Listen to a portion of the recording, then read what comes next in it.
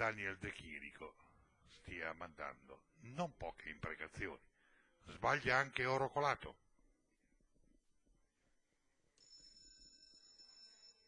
L'errore di Oro Colato, subito squalificato. Oncia in vantaggio, deve vincere le resistenze di Gladiatore OM. In terza ruota prova Omnia Crystal, batti e ribatti.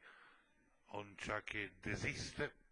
Nel gruppo intanto l'errore del numero 3 Olmo BF, anch'esso a tabellone. Gladiatore OM resiste al comando, uscita dalla piegata con Gladiatore OM in vantaggio. Nella sua scia Oncia, poi all'esterno resta scoperta Omnia Crystal. 31 il quarto iniziale, Gladiatore OM all'avanguardia, tanto si ritira in corsa Oxygen Wise. Per così esterne è migliorato il favorito Nemo Grip, nella cui scia Marco Guzzinati ha posto Nemes Bypass.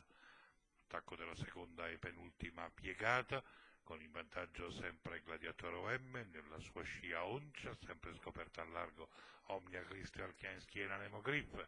31,2 il secondo quarto, 16,5 la media per i primi 8. All'avanguardia Gladiatore OM.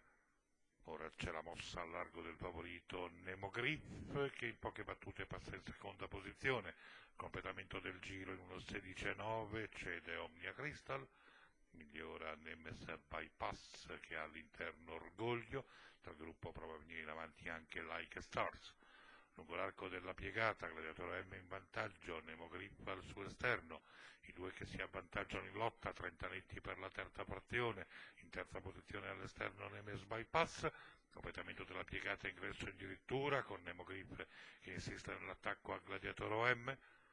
Lorenzo Besana che insiste nell'attacco ad Andrea Guzzinati, sembra poter disporre del rivale. In vantaggio Nemo Grip, allora verso il traguardo Nemo Grip avanti a Gladiatore OM, Nemes Bypass, Orgoglio e Oncia. 13, 2-12 la sequenza numerica per l'arrivo del premio Mirto, 29,1 il quarto conclusivo, 2,004 il tempo totale, la media al chilometro di 1,15,3. E con questo Torino si congeda, l'appuntamento è per giovedì. Un saluto a Emanuele Cardona e Ilaria Millozzi in studio. Per tutti l'appuntamento, come detto, è per giovedì, trisquarte e quinte.